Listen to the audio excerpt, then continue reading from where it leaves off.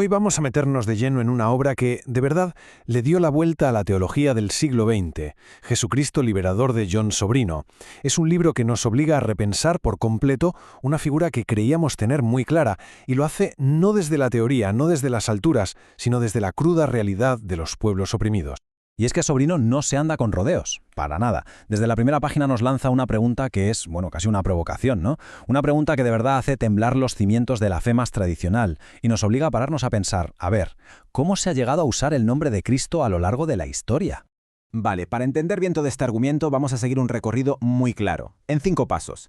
Primero veremos esa historia de dos Cristos, luego el contexto desde el que se escribe, que es clave. Tercero, el regreso al Jesús histórico. Después, la idea de los ídolos de muerte. Y por último, la gran pregunta, ¿dónde está Cristo hoy? En el pueblo crucificado. Vamos allá. Empezamos por el que es para Sobrino el meollo de la cuestión, una especie de fractura, una división en la propia identidad de Jesucristo. La distinción que hace Sobrino es fundamental. Por un lado está Jesús. Ese es el nombre propio, la persona histórica, de carne y hueso, de Nazaret. Pero luego está Cristo. Y Cristo, ojo, no es un nombre, es un título, es como un adjetivo. Y ahí está el problema. Porque un adjetivo se puede rellenar con casi cualquier cosa, y a veces con ideas que no tienen nada, pero nada que ver con el Jesús original. Y claro, aquí es donde Sobrino nos pone sobre aviso, y lo dice así de claro. Esto no es una simple discusión teórica, ni mucho menos. El peligro es muy real. Se puede coger el título Cristo y manipularlo hasta crear una figura que sea literalmente lo contrario de lo que fue y lo que defendió el Jesús de la historia. Y esta manipulación, ojo, no es algo abstracto. Ha tenido consecuencias terribles a lo largo de la historia. Pensemos en ello. En nombre de un Cristo del poder, un Cristo que reina desde arriba, se han llegado a justificar imperios enteros, guerras, sistemas de dominación. Todo lo contrario al Jesús que se pasó la vida con los de abajo, con los últimos, y cuyo único poder, si es que se puede llamar así, era el servicio. Bien, y ahora llegamos a un punto que es absolutamente clave para entender de dónde sale todo esto. Porque esta forma de pensar no nace en un despacho tranquilo o en una biblioteca, nace literalmente en medio del fuego, en el epicentro de una realidad histórica brutal. Y es que el contexto lo es todo. Hay que situarse en El Salvador de los años 80, un país desgarrado por una guerra civil terrible, con una represión brutal, una persecución constante. Es desde ahí, desde ese lugar de sufrimiento máximo, desde el fondo de ese abismo, desde donde se vuelve a preguntar, ¿quién es Jesús? Estas palabras son demoledoras. Nos dan una idea del dolor tan personal y tan profundo que hay detrás de este libro. Sobrino escribe esto después de que asesinaran a sus compañeros jesuitas en la Universidad Centroamericana, una herida que, como él dice, congela el corazón, pero que al mismo tiempo obliga a pensar con más urgencia que nunca. Y es justo en este contexto donde cobra todo su sentido la idea de la iglesia de los pobres. Que, cuidado, no es una iglesia paralela o algo así, no. Es simplemente la parte de la iglesia que se toma en serio lo de seguir a Jesús, la que decide caminar al lado de los oprimidos y que, por esa misma razón, acaba compartiendo su misma suerte, la persecución. Entonces, si tenemos este problema, esta división peligrosa entre Jesús y Cristo, ¿cuál es la solución? Pues la propuesta de la teología de la liberación es radical pero muy clara. Hay que volver al principio, hay que volver al Jesús de la historia. Y el método que proponen es muy concreto, muy de pies en la tierra. El punto de partida no son ideas abstractas, no. Se empieza desde la realidad, desde el sufrimiento de los pobres. Y desde esa realidad se vuelve a los evangelios. ¿Para qué? Para recuperar al Jesús histórico. Pero no como una figura de museo que estudiar, sino para seguir sus pasos. Y claro, cuando se hace este camino, la figura que aparece es la de un Jesús muy, muy concreto. Un Jesús que proclama a los 4 vientos que el reino de Dios es una buena noticia, sobre todo para los pobres. El que se sentaba a comer con los marginados, con los pecadores, con las prostitutas, y que a la vez no tenía pelos en la lengua para denunciar la injusticia de los poderosos. Y esta frase, que Jesús toma del profeta Oseas, es que lo resume todo. Es su principio de acción.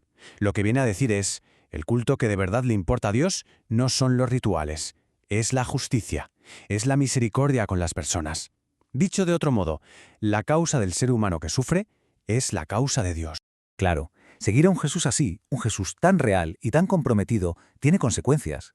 Es inevitable que lleve al conflicto, porque implica enfrentarse de cara con las fuerzas que se oponen a ese reino de Dios. Y a esas fuerzas Sobrino las llama, siguiendo la Biblia, los ídolos.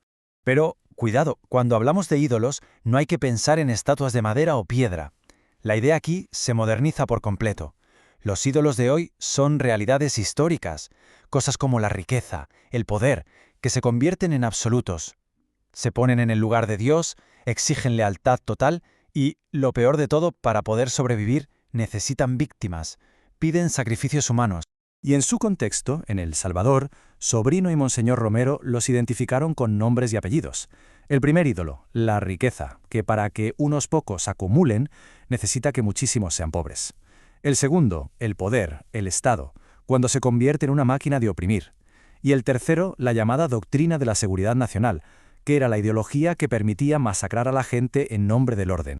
Y frente a todo eso, esta frase de Monseñor Romero es simplemente genial. Es la respuesta perfecta. Porque si los ídolos de la muerte exigen la muerte de los pobres para su propia gloria, el Dios de Jesús es justo lo contrario. Su gloria, la única gloria que le importa, es que el pobre viva, que tenga vida y una vida digna. Y con esto llegamos al punto culminante de toda esta reflexión. El momento en el que la cruz de Jesús, aquel hecho histórico, se conecta de una forma increíblemente profunda con el sufrimiento de la humanidad a lo largo de los siglos. Y aquí hay una idea central. La cruz no fue un accidente. A Jesús lo mataron por razones muy concretas. Su crucifixión fue la consecuencia, lógica e histórica, de su vida, de haberse puesto del lado de los pobres y de haberse enfrentado a los ídolos de su tiempo. En resumen, la cruz tiene causas históricas, no es un simple símbolo. Y a partir de esta idea, Sobrino llega a uno de sus conceptos más fuertes y también más duros de escuchar, el del pueblo crucificado. ¿Quién es este pueblo? Son los pobres, los oprimidos a lo largo de la historia. Ellos son los que continúan hoy, en su propio cuerpo, la pasión de Cristo.